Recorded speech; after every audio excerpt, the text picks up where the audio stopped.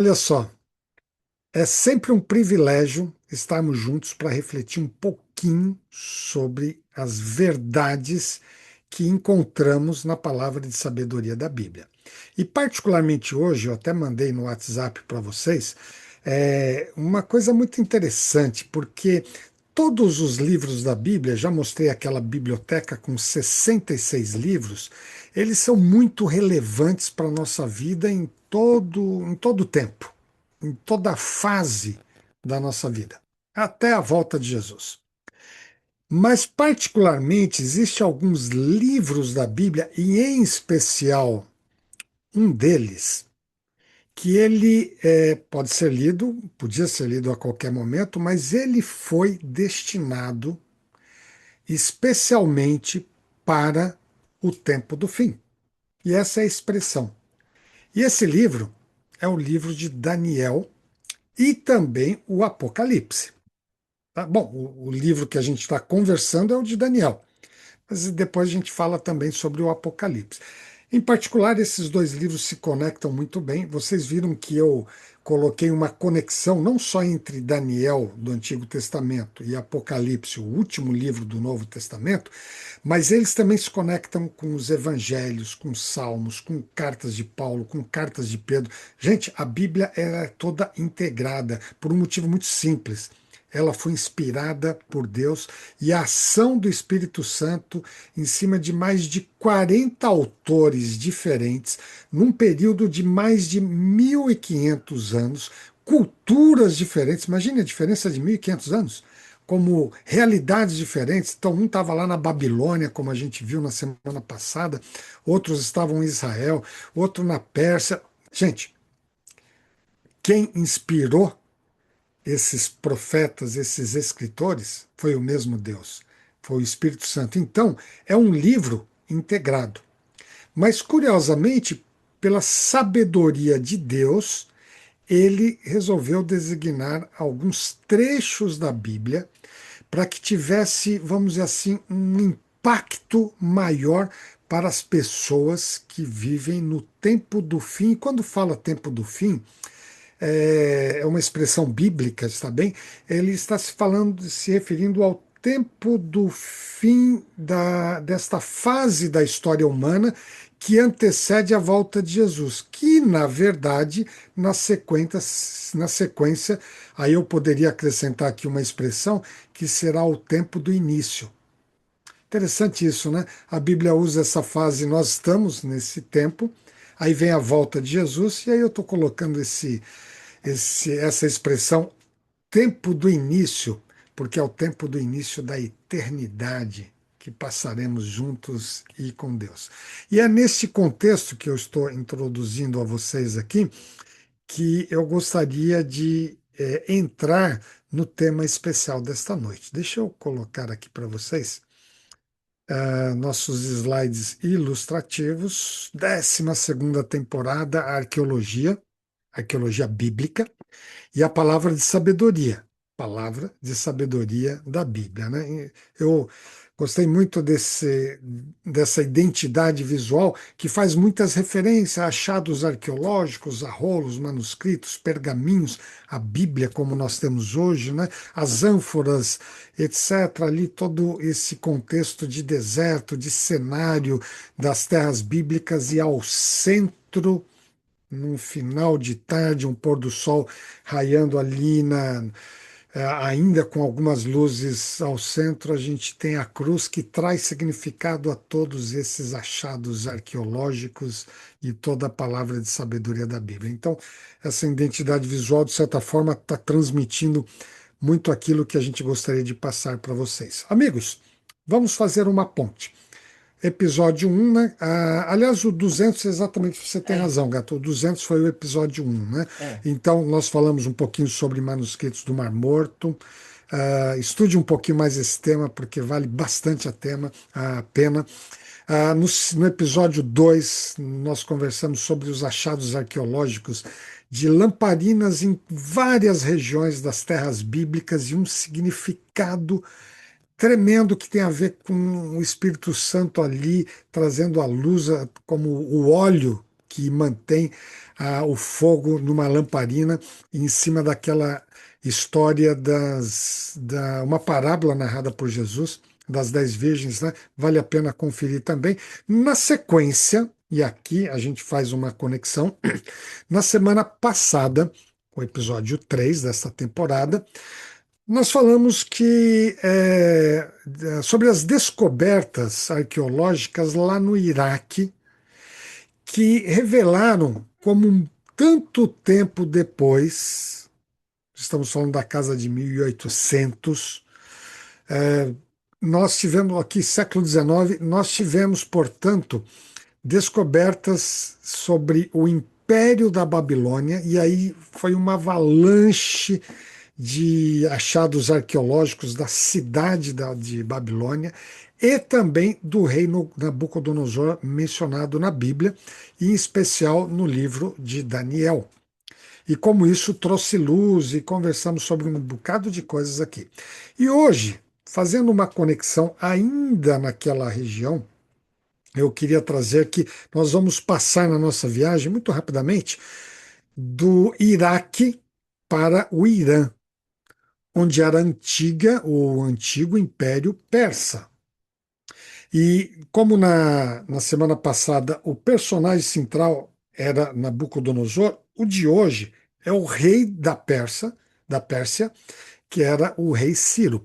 A Bíblia, e deixa eu até comentar aqui com vocês, o livro de Daniel, tanto na semana passada sobre Babilônia, ele fez menção e achados arqueológicos não só de Nabucodonosor, mas outros também, como Nabonido, Belsazar, e vai mencionando outros personagens. Mas a gente deu um destaque, por alguns motivos, a Nabucodonosor.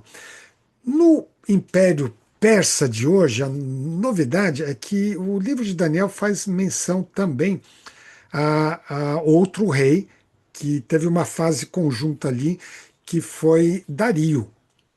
Mas eu vou destacar hoje o rei Ciro. Aliás, quando a gente fala de Império Medo-Persa, para vocês entenderem, foi o império que dominou o anterior, que era a Babilônia. O Império Persa primeiro dominou o reino dos Medos, cujo rei era Dario, só que de forma diferente da Babilônia. Aliás, essa é uma informação interessante para vocês entenderem o que vem a seguir. A Babilônia ela tinha o seguinte hábito estratégico, militar e de domínio político e geográfico do seu império, e foi crescendo assim. Eles dominavam um determinado império, uma determinada região, um povo, e eles dominavam a região, pegavam uma parte dos líderes desse povo e levavam para a Babilônia. Por isso que Daniel e os seus 3 companheiros e outros mais, quando Nabucodonosor invadiu o reino de Judá ali, que é de Jerusalém, levou muita gente cativa para trabalhar, de certa forma, como escravo, ou um escravo operacional, ou um escravo estratégico, que era o inteligente, gente da alta sociedade, da liderança, dos nobres, chamados nobres, dos reinos dominados. E o reino de Israel foi levado Daniel, os 3 amigos e outros mais. E eles se seguravam ali e aculturavam esses nobres com a cultura babilônica. Esta, em linhas muito gerais, era a estratégia da Babilônia. Esse novo reino, que foi crescendo tremendamente, primeiro com a ação de Ciro, depois com Dario, etc., ele fazia diferente. Isso vocês vão entender o que vem a seguir de uma forma impressionante. O Ciro, quando ele dominava um povo, uma região, e vocês vão observar já já que o domínio dele foi maior do que o da própria Babilônia. Ele chegou até o Egito, ele chegou na Grécia, uma partezinha da Grécia, onde hoje é Turquia e assim por diante. E foi inclusive até uma parte onde hoje é a Índia, por outro lado também. Só que ele fazia uma coisa diferente. Ele não ficava trazendo cativos para a Pérsia, como a Babilônia fazia. Ele dominava, mas tornava o reino dominado como um parceiro estratégico. nas suas ações. Um aliado. Interessante, ele dominava, mas se tornava um aliado. Olha que coisa curiosa. Inclusive, ele dava uma autonomia militar. Olha, não é um domínio assim, eu vou acabar com o seu exército. Não, pelo contrário, olha, nós já dominamos. Vocês perceberam que não tem como guerrear contra nós. Vocês estão ligados a nós. Mantenham o exército. Só que vamos fazer o seguinte: agora vocês vão atuar junto com a gente. E o detalhe, mantinha até uma certa autonomia política. Eles mantinham os reis. Dario, olha só, Milton, Dario, mencionado no livro de Daniel, era o rei dominado pela Pérsia, pelo Ciro. E o interessante é que Dario ficou inclusive responsável por uma. Quem era o rei da Pérsia? Ciro. Mas Dario, que foi dominado, que eram os medos eram muito fortes ali também, ficou responsável por uma região, curiosamente, com a região da Babilônia. O Dario cuidou. Por isso que, em umas partes do livro, Gatinha de Daniel, o Falam. profeta de Daniel menciona até É. o Dario que estava ali dominando. Ele estava cuidando. E Ciro, o maior acima de todos, cuidando da ampliação do reino. Olha que coisa interessante para a gente, um pouquinho de contexto histórico, para a gente entender o que vem a seguir. Eu vou colocar aqui para vocês de novo. Então, opa, introduzido aí, tudo ok? Maravilha. Então, por isso que, olha, episódio 4 já iniciado, né? A gente está dando essa viajadinha lá pelo Irã, não é o melhor momento, mas a gente está indo lá para trás, né? E eu queria mostrar uma coisa aqui para que vai esclarecer tudo isso que eu estou falando já como introdução. Vamos colocar nossa tradicional linha do tempo, a timeline da história da humanidade. E aqui, olha, rapidamente o Império da Babilônia. Vamos situar esse império agora no tempo. Existem ali uns ajustes de datas, tal, mas há um reconhecimento histórico de que o Império da Babilônia, uma segunda etapa do Império, tá? Porque lá atrás teve uma primeira etapa do Império Babilônico, que foi 1500, 1600, tal. Teve um período que era uma espécie de domínio da Babilônia. O segundo domínio da Babilônia, chamado Neobabilônico, esse Império Neobabilônico, que é da história do livro de Daniel, ocorreu entre o ano 606 e 539 a.C. Talvez em algum momento, quando você olhar alguma coisa de história sobre ele, talvez você encontre às vezes entre 538 para 539, tá? Tem uns detalhes aí que não é o foco agora, por isso que alguns historiadores colocam 538 e outros 539.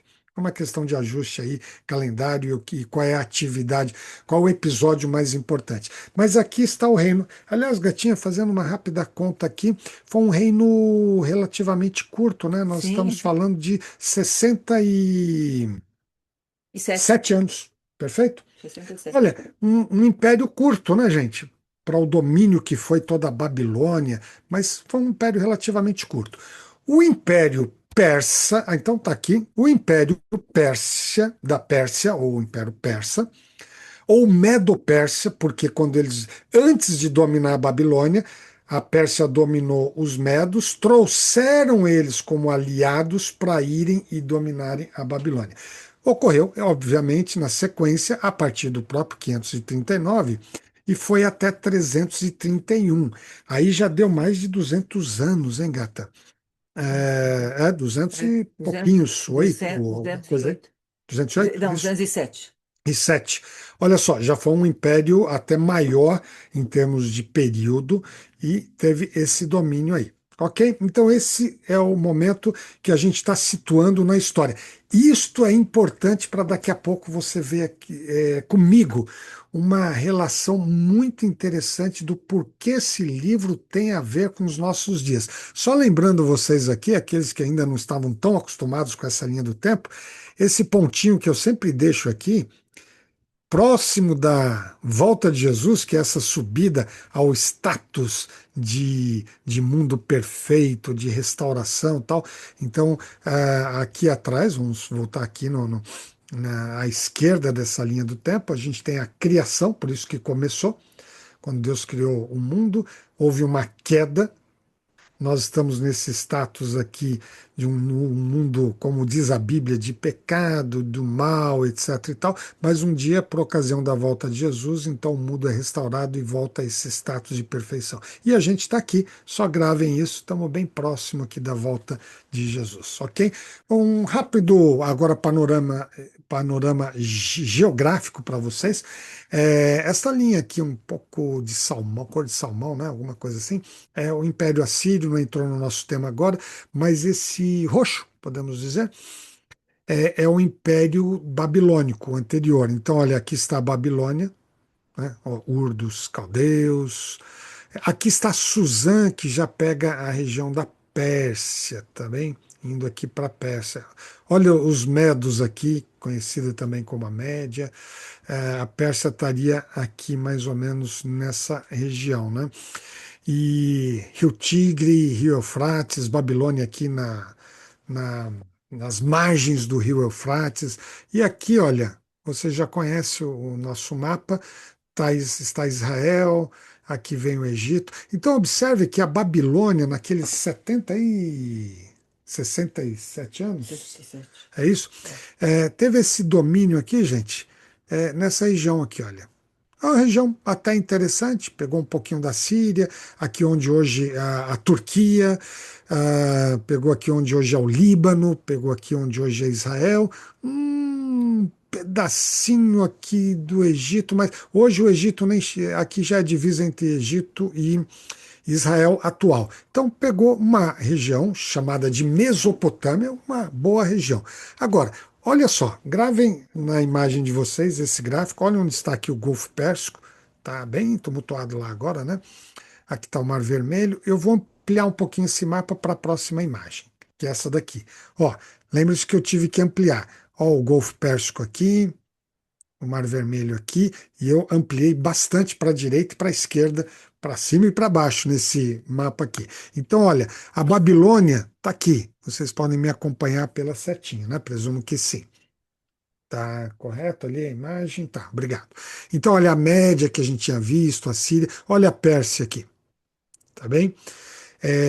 Então, veja só, daqui a Pérsia dominou a Média, então se tornaram o Império Medo-Pérsia, dominaram a região da Síria. Para cá um pouquinho, o leste, para o lado do leste, veja que eles chegaram até na região da Índia. Olha o quanto eles avançaram aqui, chegando já numa parte da Índia, do que é a Índia hoje, né?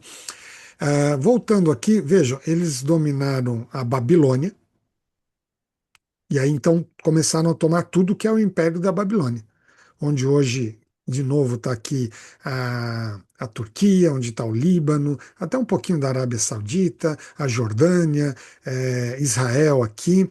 Interessante. Egito, gente, o Império Babilônico não aprofundou aqui no Egito, não dominaram, mas o Império Persa dominou até a Líbia. Olha só, e pegou todo o Egito aqui. E um pouco mais aqui, olha, onde hoje é a Turquia, veja que eles foram, gata, até a chamada Macedônia, Nossa. ali onde hoje tem, inclusive, uma parte da Grécia, Então pegou Croácia, Sérvia, Eslovênia, e Montenegro, inclusive é, da Natália, Bulgária. pegou aqui talvez um pedacinho da Bulgária, alguma coisa assim. Gente, um império medo-persa.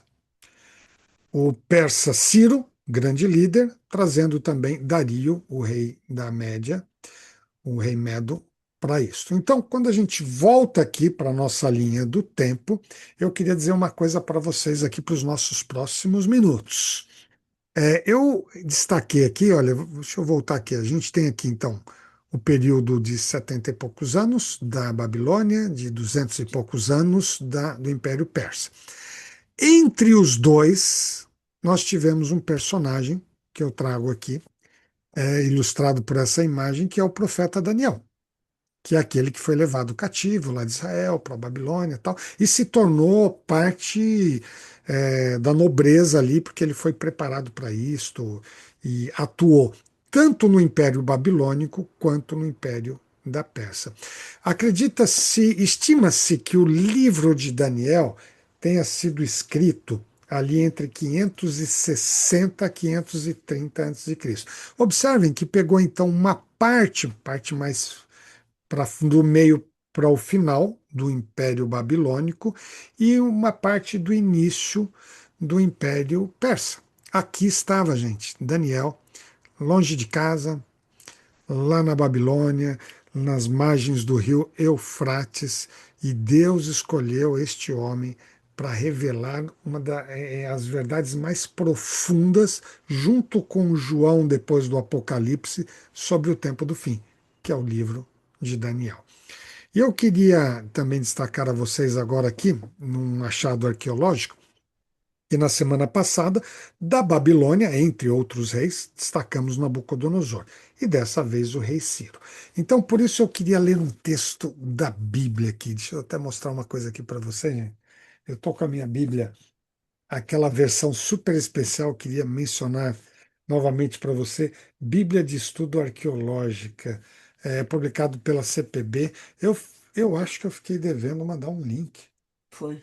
para caso alguém queira, me cobre isso daí para eu mandar para vocês. Uma Bíblia preciosa. E é nesta versão que eu queria colocar uns textos aqui para a gente refletir a partir desse momento, partindo da palavra de sabedoria da Bíblia. Olha, na semana passada eu coloquei esse aqui, lembra-se? No terceiro ano do reinado de Jeoaquim, Jeoaquim era o rei de Judá, de Israel ali, Judá é a parte sul de Israel, que é de Jerusalém. O rei Nabucodonosor, rei da Babilônia, veio até Jerusalém, a sitiou, cercou e levou todo mundo como cativo ali. Esse povo que foi levado para Jerusalém, eles ficaram ali por 70 anos. Então, tudo isso, a primeira deportação foi lá por 605 a.C., houve uma segunda ali em torno de 597 a.C.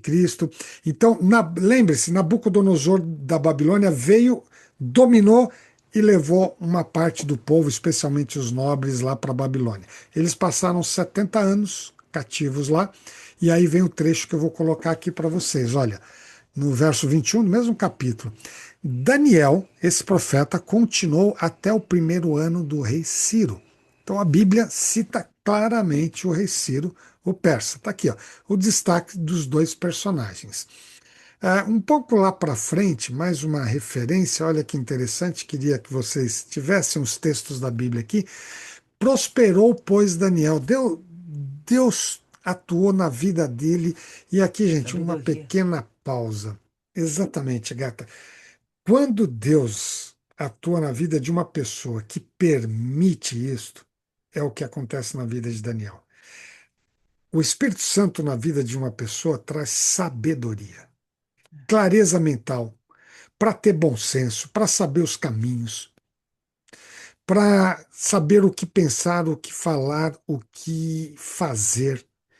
É uma vida totalmente abençoada. É uma vida de prosperidade. E aqui a prosperidade também pode ser material, mas é em todos os aspectos possíveis. E olha que a expressão na Bíblia que eu acabei de ler para vocês, ela é maravilhosa. E eu quero muito que seja em relação à sua vida e à minha também. Olha, e Daniel prosperou nas mãos do Senhor. E aqui, olha, nesse texto, deixa eu voltar aqui.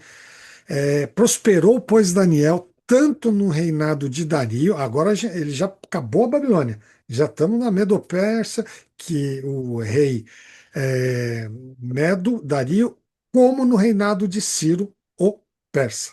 Então a Bíblia ela já é um relato histórico importantíssimo nesse sentido aqui relatado.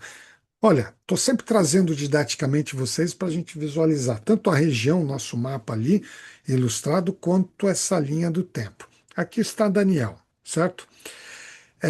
O Museu Britânico, trago novamente a imagem dele, a fachada de entrada ali.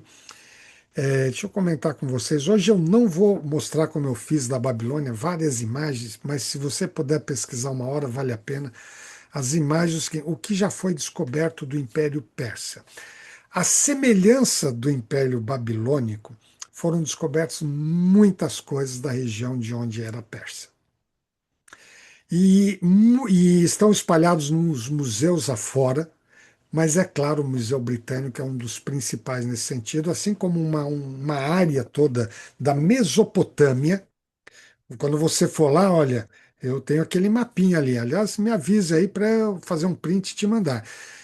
Tem tanta coisa para ver naquele museu que a gente é capaz de ficar lá uma semana, 2 semanas e você profundamente não conseguiu ver tudo. Então você precisa priorizar alguma coisa. Busque a área da Mesopotâmia que você vai ver tudo isso que a gente está conversando aqui. E dentro da área da Mesopotâmia, você vai ver a cidade de Ur, de Nínive, da Babilônia e da Babilônia em geral e também do Império Persa. Gente, tem um monte de coisa lá. Assim como tem em outros museus aí espalhados, já até mostrei para vocês o de Berlim. Mas particularmente eu vou focar hoje nessa ilustração próxima num único artefato. E eu já mostro aqui para vocês esse artefato. Está ali no museu. Depois eu mando o corredor ali, tá onde é que fica. Você já viu que já deu vontade de voltar lá para o Museu de Londres ou aí, né? Eu tenho. Deixa eu voltar aqui para olhar para vocês. Tem uma boa notícia. Os museus do De Reino Londres. Unido, de Londres particularmente, mas os de Londres, são museus gratuitos, tá bem? Então, se prepara. Eu Só acho os que. joias da coroa. Opa, não É, são todos, não, mas a os maioria. joias da coroa é a entrada paga. É o único. É, Obrigado, gata. O Joias da Coroa, e é bem pago, por sinal, em libras ali, É. não está muito fácil, não. Mas vale a pena, inclusive, nesse Joias da Coroa. Mas os demais os museus, incluindo esse maravilhoso Museu Britânico, é gratuito, gente. Então é uma coisa de entrar lá 20 vezes e buscar todas essas evidências, olha aqui, evidências dos tempos bíblicos, das histórias bíblicas. Voltando aqui, eu queria mostrar um artefato para vocês. Olha, está aqui uma foto ampla no museu. Esta aqui é uma seção da Mesopotâmia e vocês podem ver ali ao centro um cilindro de argila. Este cilindro é conhecido, vou dar um foco aqui para vocês. Olha, uma foto dele aqui no nosso mapa. Essa argila aí é um cilindro que está em cuneiforme acadiano, arcadiano, né? Eu não sei quantos de vocês aqui chegaram a estudar o acadiano no ensino médio, não? Acho que não. Teve ninguém, né? Não. Eu não sei como é que é, mas a gente já não conseguiu ler nada do cuneiforme babilônico, nem o assírio da semana passada, imagine o de hoje, né?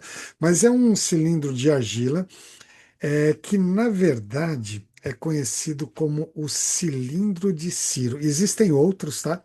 Outros cilindros, inclusive lá no Museu Britânico, mas esse particularmente é um cilindro. Deixa eu mostrar de novo aqui para vocês. É conhecido como cilindro de Ciro, datado do ano 539. Vocês se lembram o que aconteceu no ano 539? Que eu coloquei ali na linha do tempo para vocês? Deixa eu ver se eu volto aqui de repente, só para. Oh, cadê? Olha aqui, 539. O cilindro de Ciro é dessa data, ou seja, do momento em que o Império da Pérsia dominou o Império da Babilônia. Gente, temos um cilindro descrevendo pelo próprio Ciro o que aconteceu. O detalhe, e vocês vão, não se preocupem em gravar as datas, mas eu vou voltar essa data. Esse cilindro foi descoberto em 1879. Isso aqui vai ser bem relevante para daqui a pouquinho eu comentar. Olha, eu vou mostrar da seguinte forma a seguir. Fiquem ligados aqui. Primeiro eu vou mostrar textos da Bíblia e depois eu vou colocar a tradução de uma parte daquele cilindro. Trecho da Bíblia agora de um outro profeta, Esdras, que faz menção a esse fato histórico. No primeiro ano do reinado de Ciro, rei da Pérsia, olha que interessante. O Senhor Deus, nosso Deus, aí, esse que inspirou os livros da Bíblia, Criador dos céus e da terra. Não os deuses babilônicos, não os deuses persas e assim por diante, mas o Deus Todo-Poderoso. Despertou o coração de Ciro.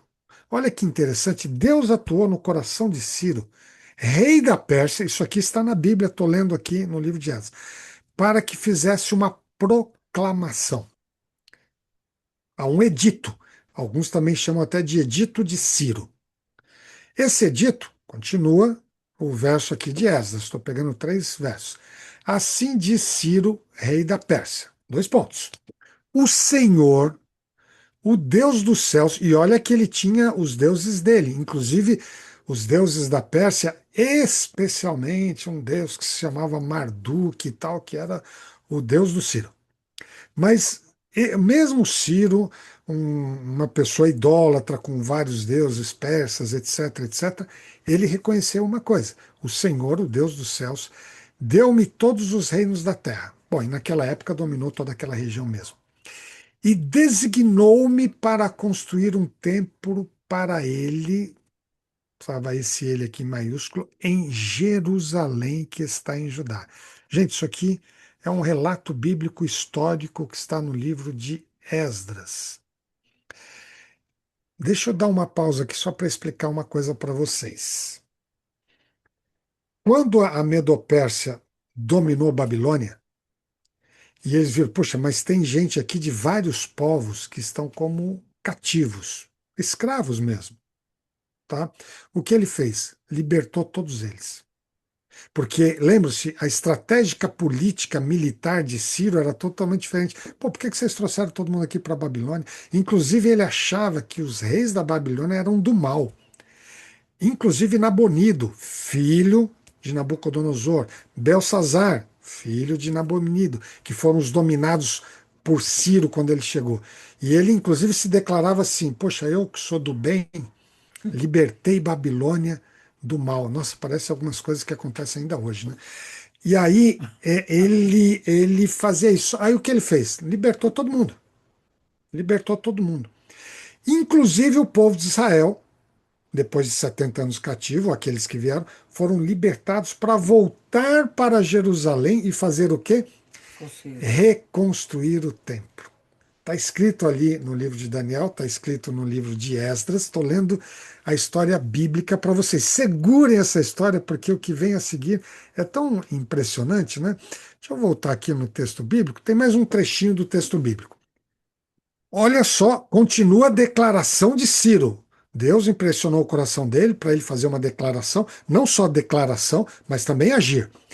Qualquer do seu povo que esteja entre vocês, puxa, está se referindo aqui ao povo de Israel, gente. Que o seu Deus esteja com ele. Olha, ele reconhecia, bom, qualquer dos povos aqui, acabamos de dominar a Babilônia, tem um bocado de o povo de Israel aqui, qualquer um de vocês, que o seu Deus esteja com vocês, que suba a Jerusalém, que está lá em Judá, norte do reino do sul, para reconstruir o templo do Senhor, o Deus de Israel, o Deus que em Jerusalém tem a sua morada. Impressionante essa declaração aqui, não é impressionante? O que eu li para vocês até esse momento, olha aí, Hamilton, Danilo, que eu consigo ver algumas fisionomias aqui, é relato da Bíblia. Vocês gostariam que eu traduzisse o cilindro de Ciro? Estou há anos estudando o acadiano, gente. Cuneiforme. Precisei da ajuda da Úrsula muitas vezes para traduções em projetos do passado aí, do alemão, até do inglês, projeto da NASA, hein, Úrsula? Do alemão lá em projetos que a gente realizou na Alemanha, a Úrsula foi a tradutora. E o próximo projeto, que será no Irã, eu Estou vou fora. pedir para a Úrsula ir se preparando para o acadiano, cuneiforme acadiano. Vamos lá. Gente, vou trazer a tradução de um trecho para vocês nesse momento. Gravaram a história do que eu acabei de ler para vocês, que está na Bíblia, livro de Esdras, teve umas partes em Daniel. Vamos lá. Olha só, está aqui o cilindro. Coloquei aqui do lado. Ele, inclusive, infelizmente, tem uns machucadinhos ali, umas Só, partes só esse, quebradas, né? né? É, Só essa parte. só esse pedaço, mas a maior parte dá para ver. Mas tem algumas coisas que estão muito claras. Eu vou colocar alguns pedacinhos da tradução. Para começar, eu sou Ciro. É, tem um ego assim. O Ciro tinha um ego assim avantajado, né? Rei do universo, Como tem outras pessoas hoje. grande rei. Rei poderoso. E, inclusive, ele já se declarava rei da Babilônia. Está escrito ali no cilindro, gente. Eu li lá o trecho da Bíblia, agora estou lendo aqui o cilindro de Ciro. Ego avantajado. Uma coisa interessante que eu já de cara gostaria de dizer a vocês. Que isso me impressiona muito. Mesmo líderes maus podem fazer coisas boas. Quando de alguma forma, no propósito de Deus, Deus vai e toca no coração. Vou dizer uma coisa para vocês.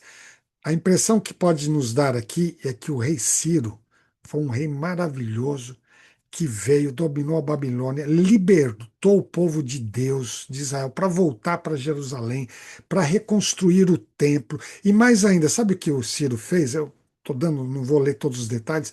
Ele pegou todos os objetos que tinham sido saqueados do templo de Jerusalém 70 anos antes, porque Nabucodonosor saía pegando tudo. E mais, eles levaram para a Babilônia e usavam os objetos sagrados do templo, dos reinos que eles, dos povos que eles dominavam, até de uma forma como deboche. Em O rei, orgias. E até em orgias, coisas mais pesadas. O rei Ciro pegou todos os objetos, puxa, de ouro e tal, está devolvido. Podem levar de volta para Jerusalém. E para outros povos que iam para outros lugares também, não foi só o povo de Israel, tá? E mais ainda, deu dinheiro e recursos financeiros, recursos em objetos de valor, para que ajudasse esses povos a voltarem e reconstruírem as suas cidades e os seus templos. Ele tinha uma tolerância religiosa que Nabucodonosor não tinha hipótese alguma. Coisa bonita, né, gente? Só que eu vou dar um resumo aqui para vocês. Não que Ciro fosse um grande rei. Ele realmente era muito idólatra. Deu para perceber pelo texto aqui como ele buscava engrandecimento próprio. E também foi negativo, um rei negativo em muitos outros aspectos. Em resumo, não foi considerado na história dos reis de impérios um bom rei. Mas Deus operou através desse rei. Gente, eu percebo na história bíblica e hoje que, poxa, é Deus que coloca é, somente reis bons que estão atuando no mundo todo, historicamente, inclusive nos nossos tempos? Não necessariamente. Nós temos líderes, governantes, que muitos deles são do mal. Ainda assim, Deus pode utilizar de alguma forma para algum propósito que tenha a ver com a eternidade. Salvação de pessoas e a condução do plano de Deus na história da humanidade até a volta de Jesus. Assim aconteceu com Ciro. Deus utilizou, inclusive, um rei polêmico, problemático também, Nabucodonosor, mais ainda, mas mesmo Ciro, para operar uma coisa positiva para o povo de Israel. Eu fico pensando que isso pode acontecer nos nossos dias hoje também. Não que Deus aprove todos os governantes, todos os presidentes, os ayatolás, todos os primeiros ministros, todos os reis que ainda temos na terra, mas Deus pode utilizar as ações deles para um propósito maior que tem a ver com a eternidade. Isso é uma reflexão pessoal minha nesse sentido. E eu volto aqui, eu estava traduzindo a acadiano para vocês, né? Já está tão automático aqui. Olha, vamos lá. Eu sou Ciro, rei do universo. Grande rei, rei poderoso, rei da Babilônia, agora dominou a Babilônia. Minhas vastas tropas, está escrito ali naquele cilindro, marcharam pacificamente em Babilônia. Aliás, uma coisa interessante, gente, não dá tempo de a gente ficar traduzindo parte do cilindro e da Bíblia. O domínio, Danilo, o domínio do Medo-Persa, quando naquele 539 eles dominaram ali a Babilônia, foi sem precisar ter guerras ali. Houve toda uma situação, está no livro de Daniel, depois vocês podem ler ali. Deus entregou a Babilônia na mão dos medo-persas, sem precisar ter guerra. E, aliás, isso está lá em Daniel, Gatinha, e olha que está aqui no cilindro. O próprio Ciro declarando isso: olha, as minhas tropas marcharam pacificamente em Babilônia, nem precisou fazer muito esforço, e eu busquei o bem-estar da cidade da Babilônia. Eu sou aqui o que vai causar o bem para a Babilônia, né? Eu restaurei seus santuários que estavam em ruínas. Olha as descrições ali, como batem com o livro de Daniel, como batem com o livro de Esdras. Reuni todos os seus habitantes. Aqui é uma referência aos povos exilados, inclusive o povo de Israel, e devolvi-os às suas habitações. Está aqui, ó. Está bem à esquerda ali, no cadeado. E para mais um pedacinho aqui, ordenei, eu selecionei alguns pedacinhos que eu fui buscar ali as traduções, né? Ordenei que se instalassem em paz nos seus santuários, cada um no seu canto, inclusive lá em Jerusalém, né? Nos lugares que os seus corações alegraram. Ele era um rei que tinha uma certa inteligência estratégica. Ele falou: eu não quero todo mundo aqui preso. é, Vamos usar os povos que a gente domina como aliados. Eu quero que vocês estejam nos lugares onde os corações de vocês se alegram. Nós respeitamos as suas religiões, nós permitimos que vocês tenham os seus templos. Voltem para lá, levem o que foi roubado de vocês. Está aqui um apoio adicional para vocês reconstruírem. Gente, aí eu volto para a Bíblia. Aqui, deixa eu dizer uma coisa aqui para vocês. Eu vou mostrar agora um impressionante texto do livro de Isaías. Aquele que está praticamente todo, né? O Isaías, lembra no manuscrito do Mar É. Morto, bem lembrado, Gatinha, lá no manuscrito do Mar Morto, primeiro episódio, eu nem sei se eu já disponibilizei ele, acho que sim. É, Assistam quem perdeu. Lá no museu Shrine of the Book, que é um museu santuário do livro, onde tem os manuscritos do Mar Morto, na região central, aquela foto muito bonita, você tem um livro de Isaías inteirinho ali naquele círculo. Está lá em Jerusalém. Vale a pena, final de semana, dar uma passadinha lá, e aí tem que ir nesse museu, inquestionavelmente. Este livro de Isaías tem uma profecia. Olha como Deus inspirou, gente. Deus inspirou Isaías para mencionar que, olha, o povo seria cativo, ainda não tinha sido, e que seria libertado. A profecia é tão precisa, Deus sabia tudo o que iria acontecer no futuro, não que ele não dê liberdade de escolhas. Claro, é uma coisa difícil para a nossa mente humana alcançar. Ele dá liberdade de escolhas, mas ao mesmo tempo ele já sabe quais serão as nossas escolhas e como ele vai conduzir as escolhas para o bem das nações. Ele deu essa profecia, essa antecipação da mensagem, cerca de 200 anos antes da história que eu estou partilhando com vocês de si. Esta é a onisciência, essa expressão precisa, a onisciência de Deus. Assim como ele é onipresente, pode estar em todos os lugares, a todos os momentos, ele é onisciente, ele sabe as coisas para trás, para frente e o que virá no futuro. E Deus, na sua sabedoria, na sua onisciência, colocou o seguinte. Gente, esse texto agora é um texto impressionante, me impressiona muito. Eu, quando li, eu reli de novo para conversarmos aqui hoje, e eu procurei ler, inclusive com uma certa reverência, que eu falei, que coisa fantástica. O que eu vou ler para vocês agora foi mais ou menos escrito 200 anos antes do nascimento do Cirozinho, que se tornaria esse imperador da Pérsia. Olha o que está escrito. na Bíblia, que diz acerca de Ciro, livro de Isaías. Aí palavras como que se fosse de Deus. Um homem que fez coisas más, mas que também foi utilizado por Deus como um pastor. Ele é o meu pastor, olha só. E realizará tudo o que me agrada, ele dirá acerca de Jerusalém. Será reconstruída e do templo sejam lançados os seus alicerces. Queridos, na linguagem antiga, agora traduzida para o português ali e tal, esse texto foi escrito 200 anos antes de Ciro. E Deus já dizia, Ciro vai ter um papel fundamental na libertação desse povo.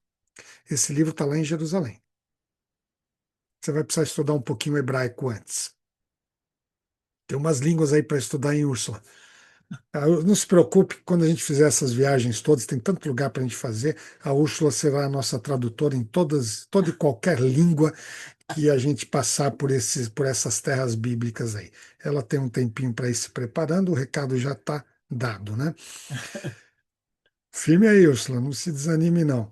Gente, não é uma coisa impressionante? E eu ainda quero finalizar com vocês com algo que continua sendo impressionante. Olha, a imagem que vem agora é uma imagem para a gente ir fechando. É, ela me impacta muito. Eu estava estudando esse assunto, né? Viajei, estava com isso até tarde da noite ontem, estudando um pouco, e me impressiona muito isso aqui. Eu vou. Bom, vamos voltar para esse. Eu queria que vocês primeiro tivessem em mente o seguinte: o livro de Daniel, estou voltando ao livro de Daniel, está aqui um rolo simbolizando o livro de Daniel, está aqui Daniel, imaginado por algum artista. Ele foi aqui, olha, vamos ver isso aqui, entre 560 e 530 antes de Cristo, no final do Império da Babilônia, no início do Império da Pérsia. Nessa ocasião, Deus inspirou Daniel, entre tantas coisas fantásticas que estão escritas ali, e escreveu o seguinte: mensagem de um anjo para Daniel. Tu, porém, Daniel, encerra as palavras. Ele estava escrevendo o livro lá. Agora, Daniel, encerra as palavras e sela o livro. Até o tempo do fim. Lembra que eu comentei com vocês no início que essa expressão é uma expressão da Bíblia, do livro de Daniel, do Apocalipse e outros mais. Encerra esse livro, Daniel. Sela ele. Lembra-se? Nos tempos bíblicos ali de Daniel, quando se terminava um rolo, etc., era colocado um selo, como uma argila, alguma coisa assim, e às vezes com uma marca, e o livro era selado. Então, um mensageiro vai levar esse livro até o seu destinatário, e ele não pode ser aberto, ele está selado, e às vezes selado por um rei, por alguém assim, né? Então, o livro deveria ser selado. Detalhe: o livro, que livro? O que Daniel estava escrevendo, até o tempo do fim. Muitos o esquadrinharão naquele tempo do fim. Vão estudar, vão se aprofundar. E o saber se multiplicará. Que saber? Relacionado ao livro que está escrito. Alguns gostam de aplicar, puxa, a ciência se multiplicará. Hoje a gente vê aí a ciência se multiplicando, a inteligência artificial. Gente, mas aqui está se referindo ao livro de Daniel.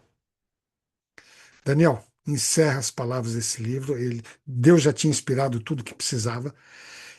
Sela esse livro, porque ele ficará até o tempo do fim.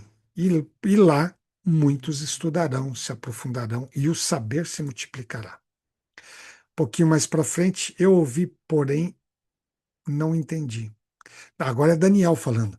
Ele ouviu tantas coisas, ele teve visão, ele interpretou sonhos e foi tendo revelações, mas ele não entendeu tudo. E aí então ele faz uma pergunta: meu senhor, qual será o fim dessas coisas todas? Porque ele foi vendo aqueles simbolismos que eu falei para a Hebe esses dias. Puxa, uma hora, gatinha, nós vamos programar um estudo sobre o livro de Sim. Daniel e de Apocalipse. Tem tantas verdades ali. Eu estou dando só uma panorâmica, visão panorâmica agora. O próprio Daniel não entendeu, e aí ele falou: Senhor, aqui se referindo ao anjo que era o intérprete e quem estava se conectando com ele ali é Deus através desse anjo. Qual será o fim dessas coisas? E o anjo respondeu: Daniel, porque estas palavras estão encerradas e seladas até o tempo do fim. Não foi revelado, ops, para Daniel. Deixa eu voltar aqui com vocês. É tão impressionante isso. Daniel recebeu tantas revelações, tantas informações. Está ali no livro, gente, 12 capítulos. Um dia a gente vai estudar mais. Daniel entendeu algumas coisas. O reino da Babilônia, o Medo-Persa, o que viria depois, que ele nem tinha ideia, nem viveu para ver o reino que viria A depois, que foi o da Grécia, Grécia, depois o do romano. romano e assim por diante. E muitas outras coisas vieram em símbolos, por isso queremos estudar em algum momento. Ele não entendeu. Pediu, ele queria, ele ficou doente. Se você ler É, os textos lá mais um pouco, Daniel ficou doente por não estar entendendo. Mas o Senhor disse: Olha, agora esse livro deve ser selado. Esse selado não é escondido, mas é o seguinte: ele foi reservado. Tem muitas verdades aqui que serão entendidas. O saber sobre essas verdades serão entendidos lá no tempo do fim. E agora, amigos, eu queria que vocês. Eu quero finalizar mostrando para vocês uma coisa. Ah, volto aqui. O livro foi escrito entre 560 e 530. Ele foi selado. Por todo esse tempo, as pessoas não entendiam o que estava escrito. A que está se referindo? O que são esses simbolismos? Gente, 1811 nós descobrimos a Babilônia, os tijolos de Nabucodonosor. 1870 e outras tantas coisas que a arqueologia foi revelando. 1879 nós descobrimos o cilindro de Ciro. Olha essa relação do cilindro com o que está na Bíblia. E outras tantas coisas do Império Persa que eram coisas dessa época aqui. Olha o tempo que durou. viu? 1733, olha, estamos nessa época de 1700, 1800, indo para 1900. Eu queria até mostrar uma outra coisa aqui para vocês. Eu já usei na live. Eu tenho um livro aqui em mãos que é dessa data que eu coloquei para vocês aqui. Sabe o que é esse livro aqui? Olha o autor dele aqui embaixo. Isaac Newton. Sim, o grande Isaac Newton. Ele começou a estudar profundamente as verdades de Daniel do livro que estava selado. E escreveu esse livro aqui. Ele morreu antes de seu livro publicado. Esse livro, eu não sei se foi o primo dele, alguma coisa assim, um parente dele, que publicou pós-morte o livro das reflexões de Isaac Newton, o grande Isaac Newton, esse grande cientista que resolveu estudar qual livro?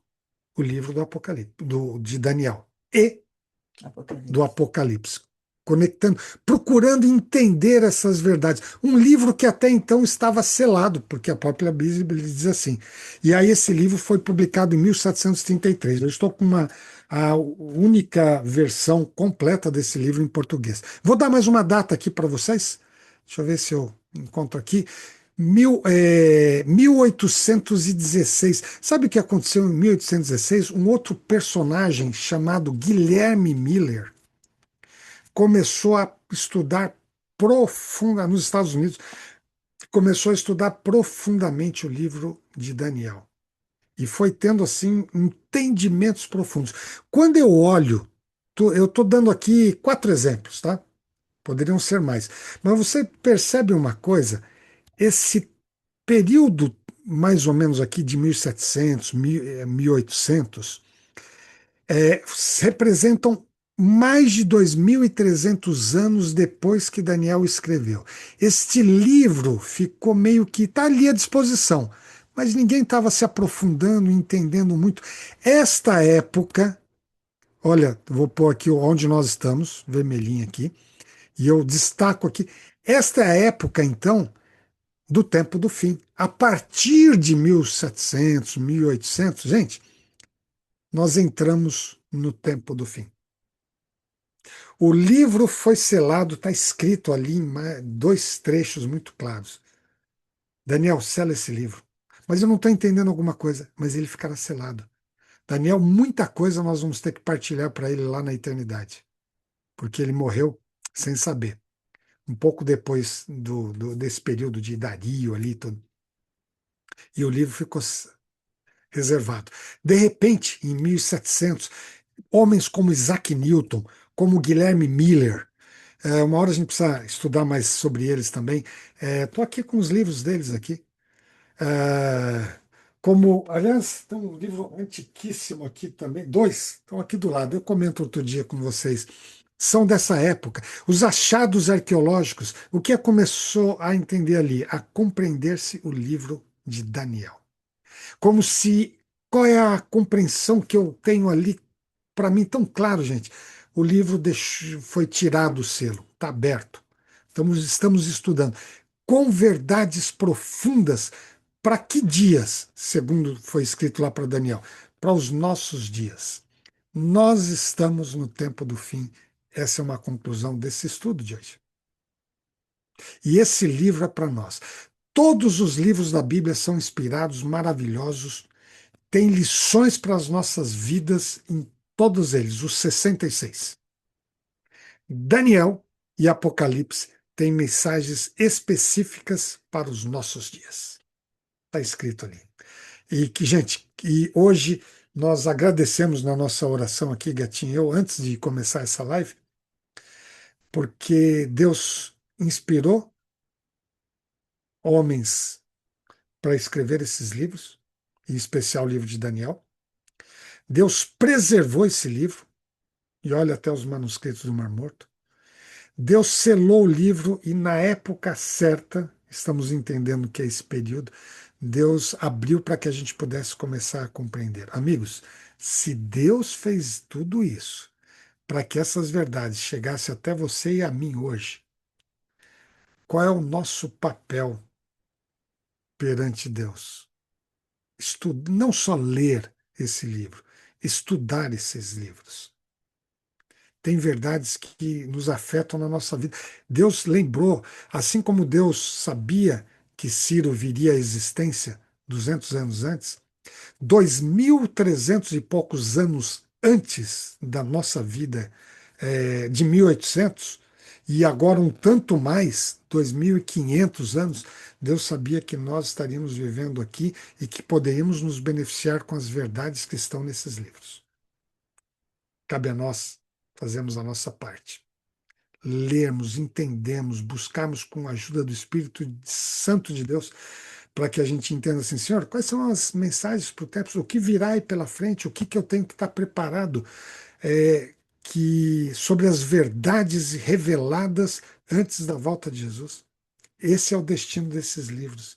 Que coisa impressionante, né, gente? A arqueologia ajudando, Deus usando a arqueologia, Deus usando pessoas como Isaac Newton e outros tantos, e a verdade foi sendo compreendida até os nossos dias de hoje. E assim, amigos, eu encerro aqui mais um tema tão profundo que vem dessas verdades com um texto. Agora eu faço a primeira conexão com o Apocalipse. Olha se não faz sentido esse texto agora, gatinha. Bem-aventurados aqueles que leem e que ouvem as palavras da profecia. Quais? Estas aqui de Daniel, de Apocalipse. Mas mais do que isso, bem-aventurados os que guardam as coisas nela escritas, pois o tempo está próximo. Amigos, está aqui na Bíblia. Bem-aventurado aquele que ler, estudar e colocar no coração essas verdades e seguir os caminhos do Senhor que estão revelados ali.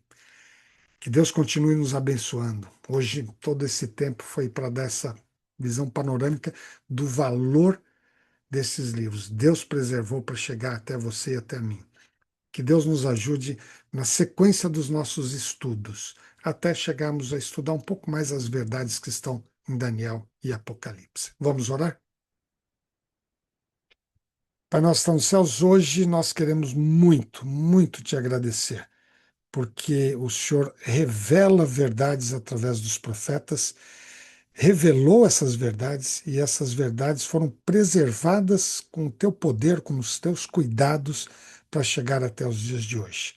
Nós temos a Bíblia ainda à nossa disposição, pode ser que em algum momento não esteja, mas enquanto temos a liberdade religiosa, a liberdade de escolher ler a tua palavra, que a gente possa se aprofundar nessas verdades, em especial o livro de Daniel, Apocalipse, e que a gente esteja se preparando assim para a volta de Jesus. Abençoe a cada um de nós, a cada um que está assistindo essa live.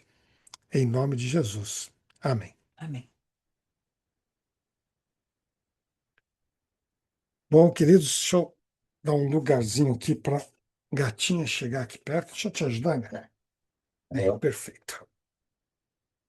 Oi. Ah, que temas impactantes, Ah, né? eu acho fantástico. Que temas Eu acho impactantes. fantástico isso. Nossa, Hum, essa profecia sobre Ciro, que viria a nascer já com um nome, e assim, parecia que estava relatando uma cena que já estava acontecendo, e não, é. seria 200 anos depois. É, tem coisas incríveis, a atuação de Deus para a nossa vida é muito impressionante, muito Essa é a impressionante. conexão, Greta, de toda a Bíblia, como É, esses cruzamentos que nós fizemos aqui hoje. E a arqueologia. Eu gostei muito da palavra do Ayrton na semana passada, quando disse assim: Puxa, eu estou com tanta convicção na palavra de sabedoria da Bíblia que eu nem preciso de evidências para crer que ela vem de Deus. Muito bom. Agora, olha quando a gente olha estas evidências e vai fazendo essas conexões. Por isso que eu falei no início, gente, é um mergulho em águas mais profundas, né, Hamilton? Comentei aqui que assim, já não é aquele mergulhozinho de snorkel, assim, bem nas águas superficiais. E a arqueologia nos ajuda. Não precisamos dela como prova. Aliás, não é prova, por isso que a gente usa a palavra evidência. Não está provando nada. A fé tem que trabalhar com a gente. Mas essas conexões são muito impressionantes, é né? porque fica tudo muito claro. É, então, eu acho que outra coisa, amor, é que essas evidências é, ajudam a gente a entender as profecias. Sim? O livro ficou selado até em relação ao todo, até pouco tempo, né? Puxa, 200 anos, mas é pouco tempo em relação a mais de 2.000 anos, ficou dois selado mil e quinhentos. 2300, 2500, Então, selado 2300 até ser descoberto. é. Então, E até os nossos dias, mais de 2500. e essas profecias foram para o nosso tempo, tanto que ficou as pessoas que viveram nesse espaço todo de tempo não tiveram acesso a essas profecias. Aí vem essa comprovação de que tudo que está escrito ali é para gente. E tem mais detalhes, né, que você É. não citou hoje. Tem detalhes impressionantes, assim, o ano preciso que uma coisa ia acontecer, outra coisa. É uma coisa Mas fantástica. isto poderá vir num momento que a gente vai se dedicar, temos É, aqui uma dívida com a Hebe, né, a um estudo sobre o livro de Daniel, o livro de Apocalipse. Nós ainda não entramos no estudo do livro. é. Eu estou dando essa panorâmica que dá o contexto da importância desse livro. E mais uma coisa que eu acho também fantástico é nesse livro de Isaac Newton, um cientista, que teve uma contribuição imensa para a ciência de tudo que a gente tem hoje, inclusive. E um cientista que estudou a Bíblia profundamente. Porque as pessoas hoje, já sempre existiram, né? Ciência é uma coisa, religião é outra, fé não tem nada a ver, ciência e fé.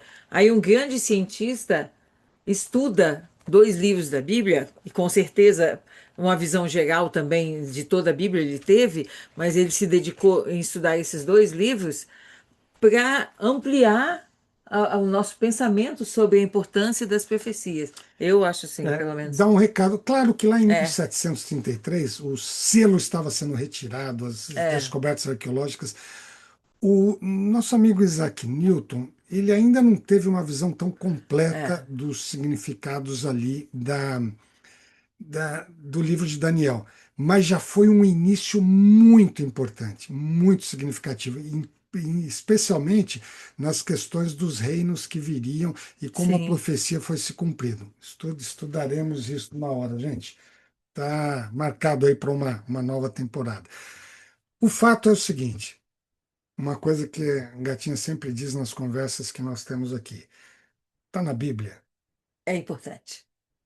Se Deus Tem colocou propósito. ali, é porque tem algum propósito. É, a gente já viu pessoas falando, o livro de Apocalipse, Daniel, são coisas muito difíceis. Eu prefiro focar nos evangelhos. Os evangelhos são fantásticos e a vida de Jesus é a essência do plano da salvação. Temos que sempre ler. Sim, temos que sempre ler e estudar. Mas se Deus colocou na Bíblia, porque Ele que coordenou todo esse processo, se Ele colocou, é porque também é muito importante. Senão não estaria aí. Verdade. E a Vilma até comenta aqui, a arqueologia ajuda as pessoas que têm dificuldades em aceitar. Sim, E aqueles que não têm dificuldade em aceitar, a gente faz um é, aprofundamento como fizemos aqui. eu acho fantástico. Que Deus nos abençoe ao Amém. estudar esses livros que ele trouxe até nós aqui.